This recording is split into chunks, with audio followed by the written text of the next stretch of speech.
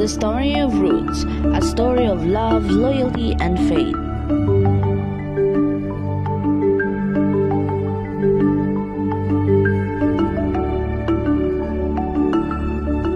Ruth is a loyal and loving daughter-in-law named Noemi, her mother-in-law who experienced many hardships. So we will discuss to you how love, loyalty, faithfulness gave Ruth to Noemi. Begin of the story. The story begins when Amalek and his family moved to Moab due to famine. He was accompanied by his wife Naomi and their two sons, Mahlon and Chilion. After some time, Amalek died, leaving Naomi with her son, who later married Ruth and Orpah. So Mahlon married Ruth and Chilion married Orpah. Now the tragedy strikes. Noemi's sons Mahlon and Chilion died, leaving Noemi alone with her daughters-in-law. Because of this, Noemi decided to return to Bethlehem. Before leaving, Noemi argued Ruth and Orpah to go back to their own families. Orpah eventually agreed, but Ruth chose to stay with Noemi, expressed her deep loyalty by saying, "Don't make me leave you, for I want to go wherever you go, and to live wherever you live. Your people shall be my people, and your God shall be my God. I want to die where you die, and be buried there. May the Lord do terrible things to me if I allow anything but death separate us." Return to the Bethlehem. When they arrived in Bethlehem, Noemi felt better about her losses and asked to be called Mara. Their return happened during the barley harvest season. To support them, Ruth worked in the fields, gathering leftover grain. She happened to work in a field owned by Boaz, who treated her with kindness and protection. He admired her dedication and love for Naomi and even instructed his worker to leave extra grain for her. Ruth brought the food she gathered back to Naomi. Naomi's plan. Naomi wanted Ruth to have a better future.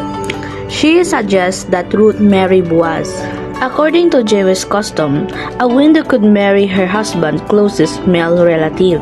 The proposal to Boaz. So Ruth asked Boaz, "It's I, sir. Make me your wife according to God's law, for you are my close relative." Boaz agreed but said another relative was closer. He promised to settle the matter.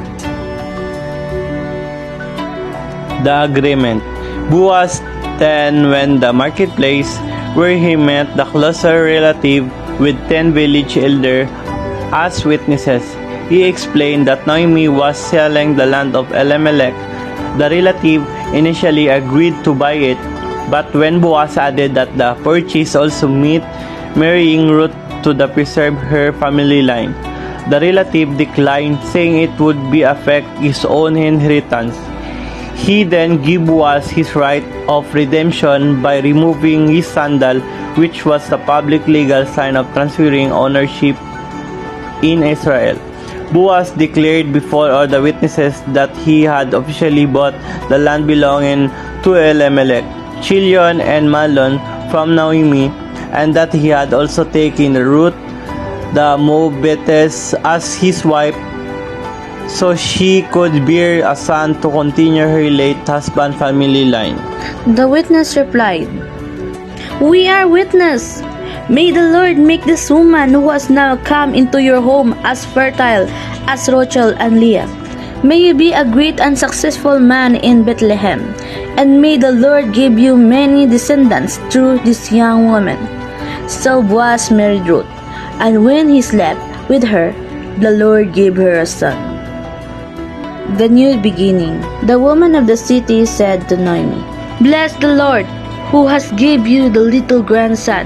May he be famous in Israel. May he restore your youth and take care of you in your old age. For he is the son of your daughter-in-law, who loves you so much and who has been kind to your sons." Naomi took care of the baby, and the neighbor said, "Now at last, Naomi has a son again." They named him Obed. He was the father of Jesse and the grandfather of the King David.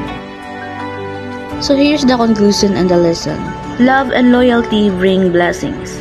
Faith in God leads to reward. Ruth's story teaches us kindness, sacrifice, and devotion.